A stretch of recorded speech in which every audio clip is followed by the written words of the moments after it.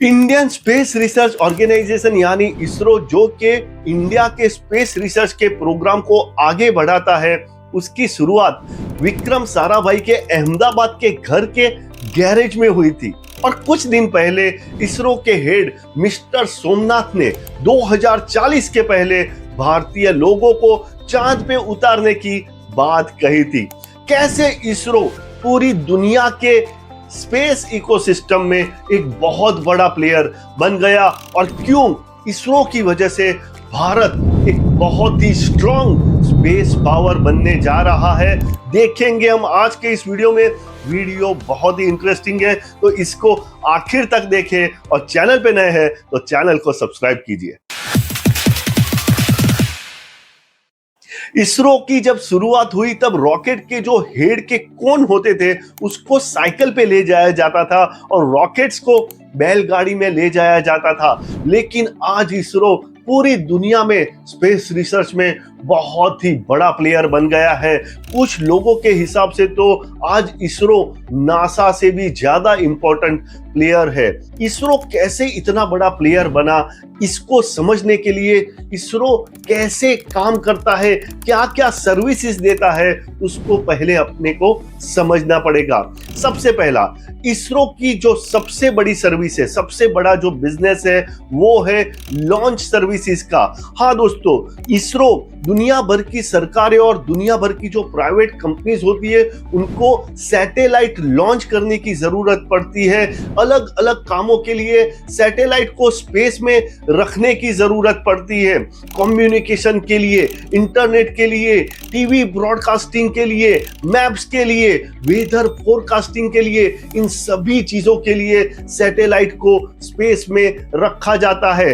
तो इसरो जो है वो इन देशों की सरकार को और इन प्राइवेट कंपनियों को सैटेलाइट के लॉन्च करने की सर्विसेज देती है, यानी अपना इंफ्रास्ट्रक्चर देती है, अपना लॉन्च पैड देती है और इसके लिए इसरो सर्विस के चार्ज करती है। इसरो के कस्टमर्स दुनिया भर की सरकारें और दुनिया की बहुत बड़ी बड़ी टेक्नोलॉजी की कंपनियां हैं और सैटेलाइट सर्विसेज में इसरो ए से लेके जेड तक सभी सर्विसेज देता है।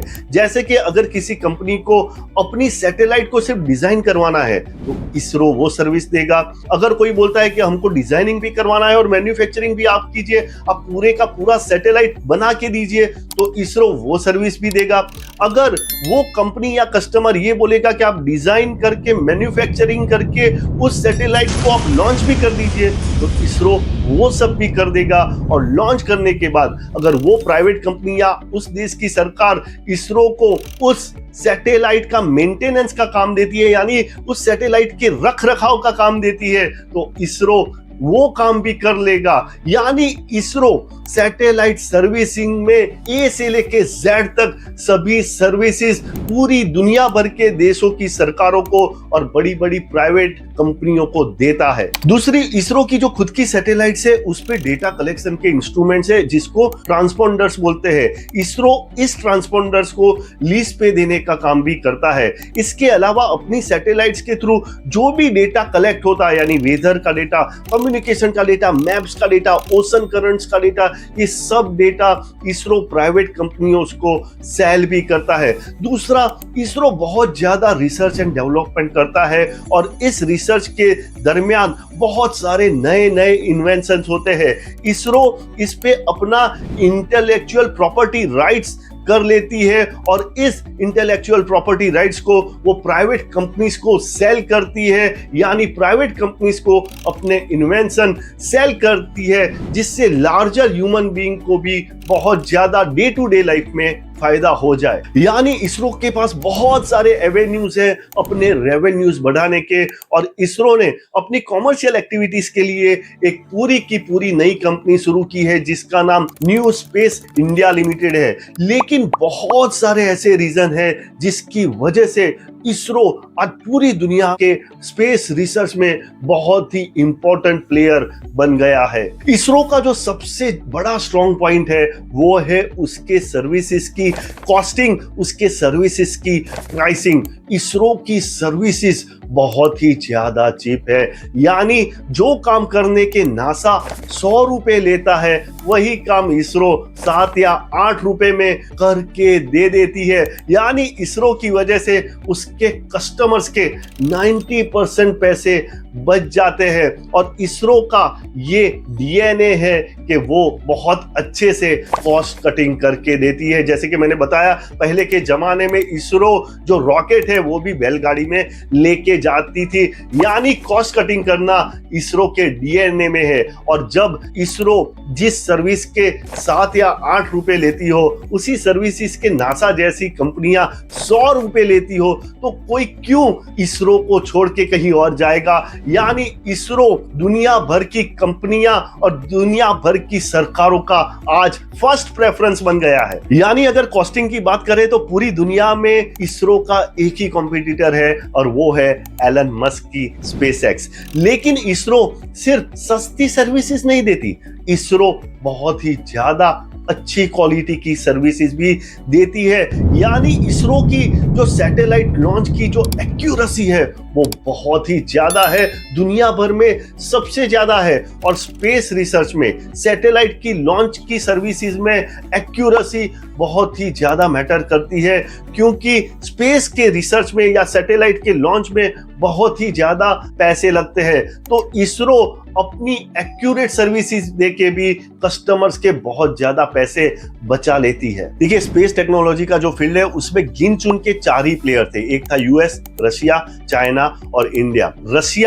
आज रशिया और यूक्रेन का जो वॉर चल रहा है उसकी वजह से कोई भी सर्विसेज नहीं दे पा रहा है। चाइना जो है वो रिलायबल प्लेयर नहीं है, रिलायबल पार्टनर नहीं है, लोग चाइना पे भरोसा नहीं करते हैं। यूएस बहुत ही ज्यादा महंगा पार्टनर साबित होगा किसी भी कंपनी के लिए। तो बच कौन जाता है? सिर्फ इंडिया और इसरो। तो आज दुनिया भर की कंपनियां, दुनिया भर के देश इसरो के पास आते हैं अपना काम करवाने के लिए। और इसरो के पास आज इतना काम है कि इसरो अपना काम अब आउटसोर्स कर रहा है प्राइवेट कंपनियों को। इसरो का और एक बहुत बड़ा फायदा है उसका टर्न अराउंड टाइम।